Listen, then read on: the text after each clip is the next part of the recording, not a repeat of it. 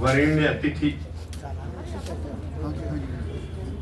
आदरणीय उषा सिन्हा जी, वरेण्य अतिथि आदरणीय हाशमी जी एवं सामने बैठे हुए विद्वजन, उन्हीं के बीच बैठी हुई विदुषी डॉक्टर अनिता दुबे जी, जिनकी 7 पुस्तकें हैं। आज मैं भी गौरवान्वित हूँ क्योंकि हमेशा वो पुरस्कृत और सम्मानित करती रही हैं। आज हमें संयोग मिला सम्मानित करने का। ये परिवार के साथ एक छोटी सी कहानी ये है कि आज से 30 वर्ष पहले मैंने परित्यक्ता खंड काव्य लिखा था। तो उस समय जो है एक सज्जन के पास मैंने एक कृति भेजा, तो उन्होंने उसमें ये लिखा था कि जब सीता निष्कासन हुआ होगा तो एक विरह का अग्निपिंड उठा होगा, कुछ इस प्रकार से उन्होंने लिखा था। और जो है ये भी लिखा था किसी काव्य की महत्ता तब है जब वो हमारा कंठ अवरुद्ध हो जाए और संवेदना का इतना तेज सागर हो कि वो हृदय में उतर जाए, इस प्रकार लिखा था। और उसके बाद जो है मैं श्रम प्रवर्तन अधिकारी बन करके यहाँ आया कानपुर। मुझे वो जुडिशियल ट्रेनिंग मेरी दी गई, मुझे लखनऊ में जुडिशियल ट्रेनिंग मेरी थी। तो वही सज्जन मुझे पढ़ा रहे थे बोनस एक्ट के अंतर्गत, लेकिन मैं नहीं समझ पाया कि यही वो सज्जन हैं जिन्होंने आज से 30 वर्ष पहले मेरी पुस्तक की भूमिका में लिखा था। और ये लिखा था जो वाक्य हमने भी बताया, वो सज्जन कोई और नहीं, आदरणीय हमारे आदरणीय गोस्वामी जी हैं। ये हमको मिले। फिर उसके बाद जो है इस परिवार से मेरा आना जाना आरंभ हुआ। और फिर ये हुआ कि जो है ये कौतुकी कान्हा आदि चाहिए, इसके संदर्भ में तमाम बातें जो है होती रहीं। वो हमसे स्वयं जो है बातचीत उनसे होती रही आदरणीय माया जी से कि एक बार तो ऐसा हो गया था कि भावना प्रकाशन वाले को बहुत तेज बिगड़ गई कि कब किताब भेजोगे, कब प्रकाशित कराओगे। बहरहाल ये किताब जो है मेरे पास आई भूमिका के लिए, मैंने इसकी भूमिका लिखी। मैंने कृष्ण जी पर उन्होंने पूरा कुछ इसमें उन्होंने नया प्रयोग भी किया है। जैसे बाल लीलाओं का वर्णन है, तो बाल लीलाओं में अधिकतर कृष्ण के नटखटपन का ही चित्रण देखा गया है, किंतु माया के कृष्ण व बलदाऊ अत्यंत आज्ञाकारी हैं। वह माता पिता की सेवा को अपना पावन कर्म समझते हैं।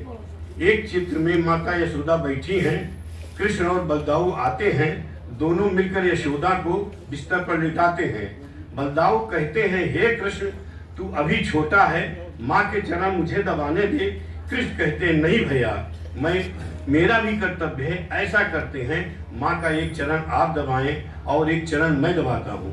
कितना मारपीट चित्रण माया जी ने किया है।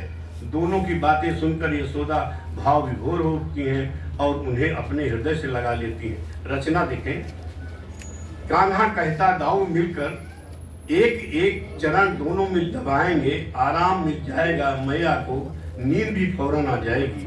सुनकर कान्हा की ये बतियां नैन मैया के भर आते हैं। दाऊ कान्हा को मैया निज हिये में लगाती हैं। ये उनकी पहली कृति है। और पहली कृति में कुछ न कुछ जो है कवियां भी हो सकती हैं। कौतुकी कान्हा की सभी रचनाएं गेय हैं। हाँ, कहीं कहीं गेयता में वह सिद्ध खटकता है, किंतु तथ्य विशेष की भावुकता में वह स्वयं काव्य की शास्त्रीयता से क्षम हो जाते हैं। आदरणीय नीरव जी बैठे हैं। अभी पिछले करीब हम समझते महीने भर के अंदर ही डॉक्टर कुसुम सिंह अभिचल की किताब का लोकार्पण था। इसी बात को आपने उभारा था कि जब संवेदना की गहराई या संवेदना इतनी तेज हो जाए तो उसमें शास्त्रीयता थोड़ी क्षमी भी हो जाती है। तो इसी प्रकार इनने भी है। देखें, जन जन के सुख दुख लिखवाऊं, सब अपनी बीती लिखवाऊं, भाव को रस में सुधार दो, नवरस की बारिश कर दो माँ, मेरी कठिनाई हर लो माँ, माया की वाणी निखार दो। कृष्ण का प्रेमिक चरित्र ही ऐसा है कि उन पर अनंत काल तक कुछ न कुछ लिखा जाता रहेगा। आज भी अनेक ऐसे नाम हैं जो कृष्ण काव्य सृजन में आस्था एवं विश्वास के पूरे मन योग से जुड़े हैं। और इसी कड़ी में एक नाम और जुड़ रहा है, वो है शिवा गोस्वामी माया जी। अपनीकृत कौतुकी कान्हा के साथ, कौतुकी कान्हा कुछ अन्य रचनाओं के साथ प्रमुखता कृष्ण की बाल लीलाओं एवं राधा कृष्ण के प्रेम प्रसंग पर विरचित है। सबसे बड़ी बात, एक बात और आपको बताएं कि ये पुस्तक आप देख रहे हैं, इसमें आप हैं गोस्वामी जी और ये उनके पोते हैं। ये जो है एक अपने ढंग की नई पुस्तक है, मतलब प्राय लोग जो है कलात्मक देते हैं, लेकिन उन्होंने अपना और अपने पोते का चित्र दिया है। तो उनकी किताब जो है, वास्तव में पुस्तकें जो है कुछ आदमी को ऐसा भी करना चाहिए जिससे उसकी अमरता बनी रहे, जिससे उसे याद किया जाए। तो आदरणीय शिवा गोस्वामी माया जी ने एक कौतुकी कान्हा दी है, और कहानी के विषय में तो आप बात कर चुके हैं, कभी हम उनको भूल नहीं सकते।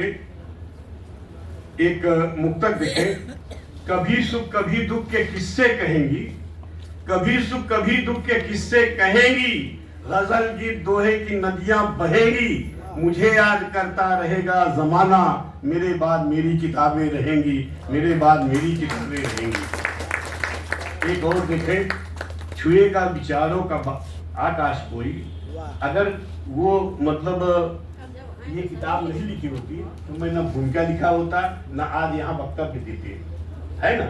तो छुएगा विचारों का आकाश कोई, पढ़ेगा कहानी उपन्यास कोई, रहेगी हमारी किताबों की दुनिया, लिखेगा हमारा भी इतिहास कोई, लिखेगा हमारा भी इतिहास कोई। इस प्रकार जो है उन्होंने जो दिया, समाज को दिया, बहुत ही सराहनीय पुस्तक है। और पूरी कृति कौतुकी कान्हा भक्ति रस से सराबोर है। खड़ी बोली अवधी भाषाओं में उन्होंने 3 भाषाएं दिया है, खड़ी बोली भी है, अवधी भी है, ब्रज के शब्द भी हैं। खड़ी बोली के शब्दों में जैसे खेलेंगे, पकड़ूंगा, मधुरस मधुर आदि हैं, और ब्रज के शब्दों में जैसे कान्हा, दाऊ, छीका, मैं आ रही हूँ, उर्दू के शब्द भी कुछ लिए हैं उन्होंने। कहीं कहीं उन्होंने अंग्रेजी का भी प्रयोग किया है। आप देखें, अंग्रेजी के इलास्टिक, स्लैब जैसे शब्दों का यथानुरूप प्रयोग कर उन्होंने सिद्ध भी किया है कि उदाहरण हिंदी में अन्य शब्दों को आत्मसात करने की बहुत बड़ी शक्ति है, महाशक्ति है। कुल मिलाकर कौतुकी कान्हा सुंदर पुस्तक बन पड़ी है। उनका यह अवदान साहित्य के लिए विशिष्ट उपलब्धि है। मैं सबको साधुवाद देता हूँ। और आदरणीय गोस्वामी जी ने बहुत बड़ा कार्य किया है। बहुत हम लोगों की काफ़ी बातचीत भी होती रही, डिस्कशन भी होता रहा, फिर जाके पुस्तक ये आई। मैं सबको बधाई देता हूँ। धन्यवाद।